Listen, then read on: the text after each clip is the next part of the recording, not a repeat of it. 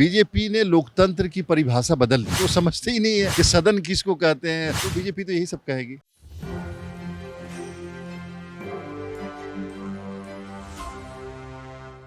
देखिए, सदन में पूरी तैयारी के साथ तमाम राजनीतिक दल के नेता जो हैं वो पहुंच रहे हैं। चाहे हम बात करें विधायक की, चाहे हम बात करें विधान पार्षदों की, तमाम जो लोग हैं वो पूरी तैयारी के साथ कमर कसकर सदन के अंदर पहुंच रहे हैं। मगर सवाल अब उठ रहा है कि जो विभागीय मंत्री हैं वो तैयारी के साथ नहीं पहुंच पा रहे हैं। हमारे साथ जेडीयू के कद्दावर नेता एमएलसी खालिद अनवर जी हैं। खालिद अनवर जी, कैसे देखते हैं, क्या आप लोग के प्रश्नों का जवाब जो विभागीय मंत्री हैं वो दे पा रहे हैं?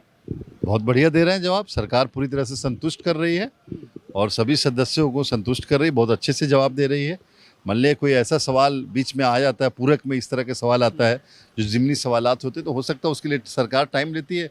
लेकिन ये तो बहुत अच्छा डिबेट और बहुत अच्छे क्वेश्चन के आंसर सारे बहुत अच्छा हो रहा है। और शिक्षा मंत्री पर उनके ही दल के विधायक ने सवाल उठा दिया और कहा सदन को गुमराह कर रहे हैं।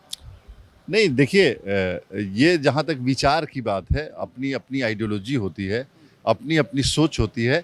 तो सदन में यही माने आज़ादी होती है कि हर आदमी अपने विचार को, अपनी सोच को, अपनी फिक्र को रख सके। ये यहाँ कोई ऐसा नहीं होता कि एक पार्टी के लीडर ने कुछ कहा तो दूसरी पार्टी उसको सपोर्ट ही करे। तो ये वैचारिक आदान प्रदान है और यही लोकतंत्र की खूबसूरती है, जमहूरियत की खूबसूरती है कि आप सदन में रह करके अपने विचारों को रखें। तो इसको आप ये मत समझिए कि एक दूसरे के खिलाफ हो गए वो। पर बीजेपी कह रही है कि राजनीति करने में ही व्यस्त हैं, तो जवाब कहाँ से देंगे? नहीं, बीजेपी ने लोकतंत्र की परिभाषा बदल दी।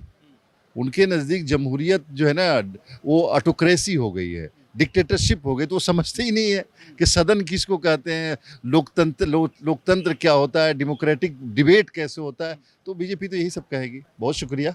तो आपने सुना, जेडीयू के एमएलसी हैं खालिद अनवर, साफ तौर पर कहते दिखाई दे रहे हैं कि प्रश्नों का जवाब बेशक मिल रहा है और ऐसे में कुछ प्रश्न ऐसे भी होते हैं, कुछ पूरक प्रश्न ऐसे भी होते हैं जो अचानक से जो पूछे जाते हैं और उसका जवाब देना जो है वो थोड़ा कठिन भरा होता है। और वहाँ अगर कुछ प्रश्न ऐसे आते हैं तो बेशक सदस्यों को समझना चाहिए। मगर आज जब शिक्षा मंत्री जवाब देने में असफल हो, उसके बाद उनके ही दल के विधायक ने सवाल खड़ा किया और कहा कि सदन को गुमराह किया जा रहा है। और उसके बाद तमाम जो बीजेपी के विधायक हैं, एमएलसी हैं, वो लगातार हमलावर हो गए और लगातार निशाना साध रहे और कहते नजर आ रहे हैं कि जब राजनीति की जाएगी तो बेशक विभागीय जवाब देना कठिन भरा होगा। और यही तस्वीर जो है वो सदन के अंदर बेशक निकल कर सामने आ रही है जब विभागीय जवाब देने में मंत्री जो है वो असफल हो रहे हैं। खैर, स्टूडियो में इतना ही। कैमरा पर्सन मदन के साथ मैं वसीम, पटना।